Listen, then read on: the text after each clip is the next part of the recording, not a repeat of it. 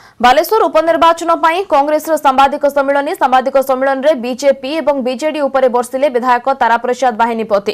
कुआडे गला एम्स एवं super speciality hospital बोली प्रश्न करिसंती सेपरि सरकारी नर्सिंग कॉलेज कुआडे गला बोली प्रश्न करिसंती तारा प्रसाद एनिकी खोला मंच रे आलोचना पई बीजेपी और बीजेडी को आह्वान दैछंती तारा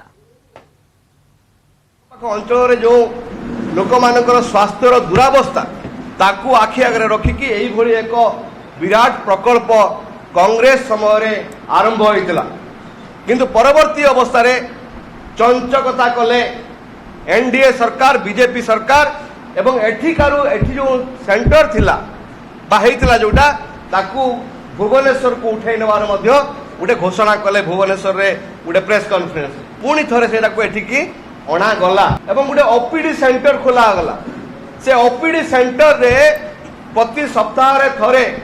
भुवनेश्वर एम्स लोक माने डाक्टर माने आसिकी रोगी देखिले एवं वर्तमान सेटा बंद हो जाइए कोरोना रो आड़ नहीं ताकू बंद करा जाइए जो सुपर स्पेशलिस्ट हॉस्पिटल एम्स जो कथा पड़ी बीजेपी ये 5 वर्ष रहिले बीजेडी रो सांसद दीर्घ वर्षे 2 वर्ष पाखापाखि है बीजेपी रो सांसद मान्यवर मंत्री अच्छा सी ए बालेश्वर जिलावासी को उभय बीजेडी एवं बीजेपी संपूर्ण भाव में धोखा देते 450 कोटी टका अनुदान राशि मंजूर करथिले से टंका कुआडे गला